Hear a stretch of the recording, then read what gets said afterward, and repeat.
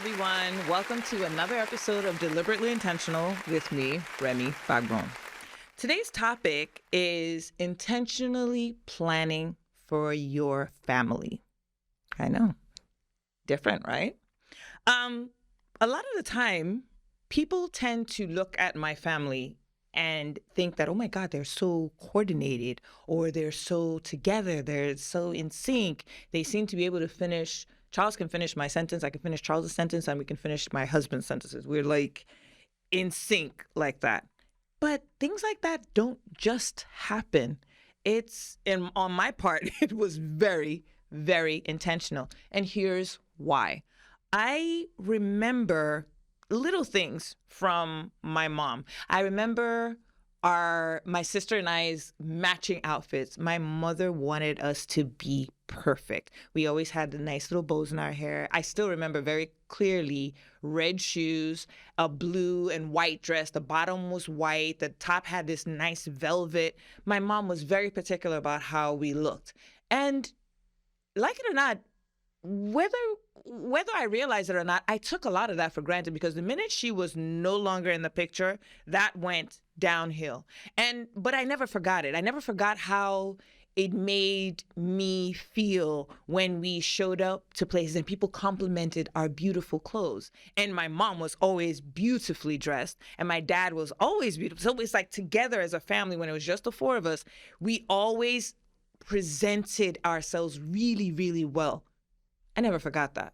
When I got married, I liked my husband. I hated his clothes. I hated everything he had on. But it didn't stop me from talking to him, because in my mind, I'm like, oh, I can change all of that. And in a year, I had a year of dating him. I had changed his entire closet. I don't even think he noticed when I was doing it. It was just a systematic thing.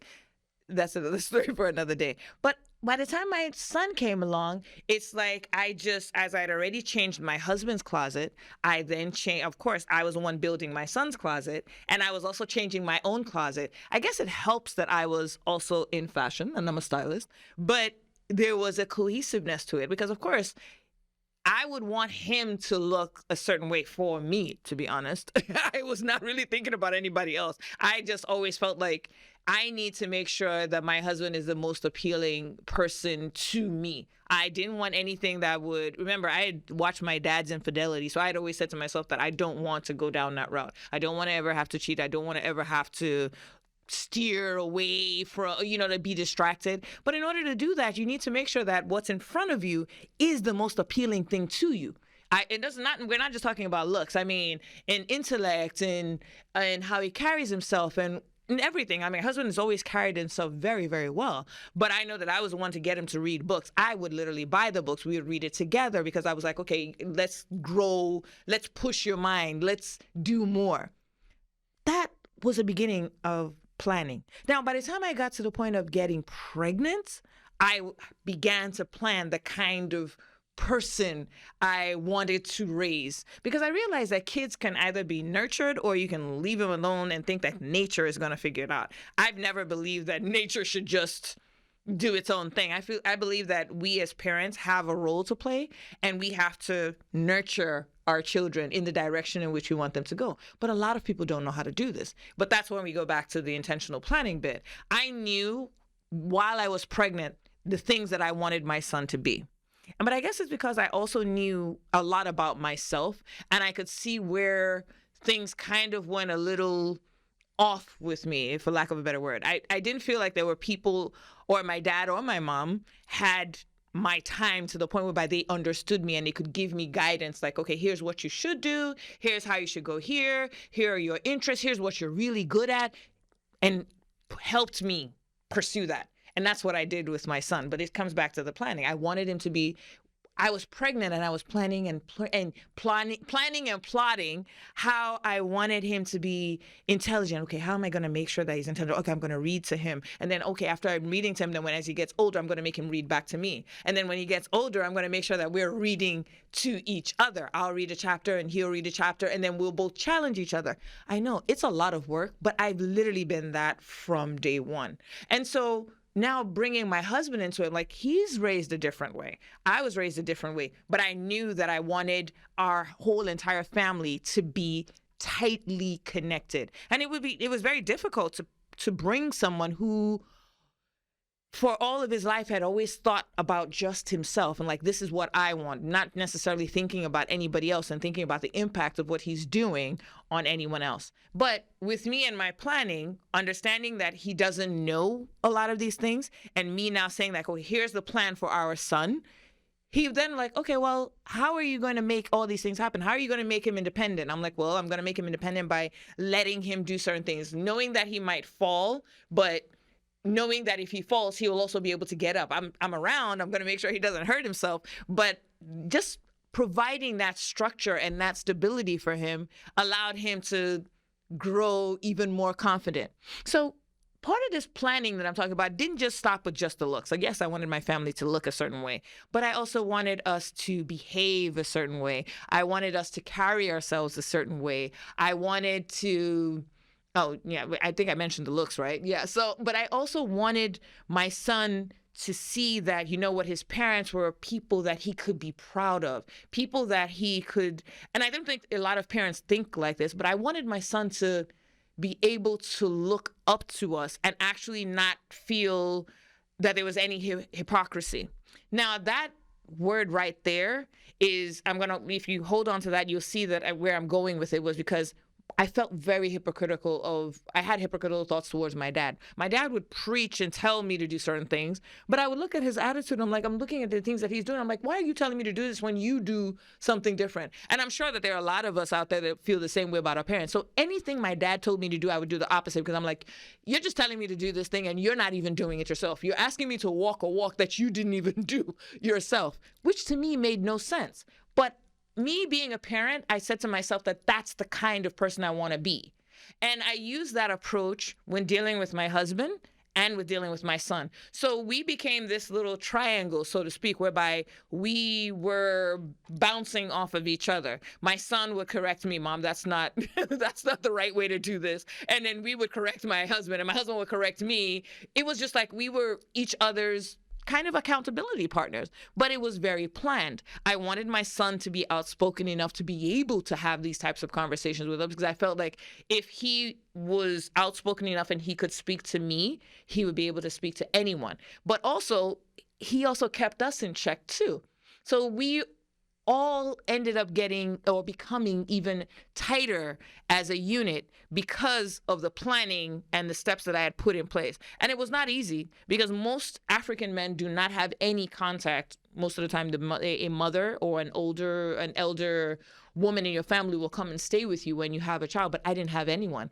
I also did that intentionally because I felt that if we bonded as a family in the very beginning by ourselves, no matter how hard it was, it would make things easier for my husband to get more involved. The more involved he is with the raising of our son in the early phases of from changing diapers to burping to giving him a bath, I felt that that would help us all the way through in the long run. And it has, because that closeness is what has helped us to become even tighter as now that we're all adults. He's 21 now. So yeah, we're all literally full-fledged adults, but it started from birth.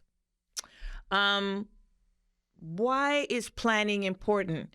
Just like in anything else, when it comes to a company, a function, an event, without planning, nothing's going to happen. A lot of people are not planning for their family, and then they're wondering, why don't I get this? And you'll get somewhere along the line, 10 years into it, and maybe like, oh, well, I wanted this. Did you put it into play? Were you walking these steps from the beginning? And for most people, they were not. I've always known what I wanted. And so I can tell you categorically what I want for the next 10 years. I can tell you what I want for the next 20 years. There is a little wiggle room, like, okay, it might not necessarily happen this exact way, but I always have a plan. I've always been that way. Yes, I didn't know when I met my husband that I was going to meet him, but the minute I met him, I'm like, okay, I can add him to my long-term plan. And then my plan changed a little. My son, I had a plan for him, but I also wanted him to have a voice of his own. So my plans for him kind of sort of changed a little bit as he grew up and said, okay, this is what he wants. Okay, fine. Because my structure in my mind was I wanted to be a supportive parent. I didn't want to dictate to him, this is what you need to do with your life. But there were some core values that I wanted him to have: kindness, intelligence, confidence, respect, big on respect, but mainly be a good person. So those ones are not negotiable, right? I didn't really care what profession he chose, whatever. I just wanted him to be able to provide for himself. I'm not that type of African parent whereby they want to tell you everything. You must have your fork this way. You have to do this profession. No, I wanted him to find passions and things that he loved in life. And I felt like if he could do that, then he would be happier all around. I didn't get that growing up. I didn't get a situation where I felt like anyone was thinking about what would make me happy or that my happiness was important. No. But that was the kind of parent I wanted to be. And I also do the same with my husband. Like, okay, what makes him happy? I already know what makes me happy. I'm very self-aware of the things that make me happy. And I'll tell you, okay, here's what I need you to do, because I don't expect you to automatically know it. But I'm also very intuitive enough to know that some people may not necessarily know how to come and meet me and tell me certain things. So I know how to go after it and ask, especially for the people that are super important to me. Structure was something I'd also learned that was super important to my husband, even though he didn't even know it. Once I realized how much structure was required and how structure worked for him, I realized that I needed to use it on my son. So there's some times that you may think you have a plan. That plan has to also be very fluid, because you're going to learn things about, especially when your plan includes other people. You're going to realize that, oh, I had a plan for Monday, but you know what? When there are other people involved, what I planned for Monday might not necessarily come through. It might end up being Thursday. As annoying as it may be, you have to realize that it's not just about you. There are other people involved. And once there are other people involved, it may change. That's what I had to apply to my family. I may have said that I wanted my son to be happy. He says he wants to swim. Okay, you want to swim. Means I got to go learn what it is to be a swim mom, which I did. And we succeeded. We stumbled in a couple of places, but it ended up working out. You want to do bio. Oh, you don't want to do bio again? Now you want to do finance. Okay, we'll go with you any which way. But the point is, all of that planning still needs to be fluid. That person still needs to feel like they're being supported. And that's what makes people thrive. So I guess the thing that I am putting towards each and every one of you is, how do you think you're intentionally planning for your family? Do you think that planning is important? Because I do. I've realized that my planning is what has gotten us here. A lot of you will sit back and say that, you know what? Oh, I don't know why I need to be the one to do it. Whoever has the vision is the person that needs to do this. And for my case in our family, that's always been me. I've always had a vision. I've always thought of the future. My husband thinks differently. So I can't expect him to come and do what he doesn't know how to do, can I? But see, over the years, he has actually learned that, you know what, she actually has a point. Everything that she said has either come true or is beneficial for us. So with time, it has become a case of he'll listen. It was not a case of me just knocking it over his head like you have to. Time has proven that I need to listen to her, not me forcing him to. It's just time. So the challenge for you guys, how do you want to intentionally plan for your family?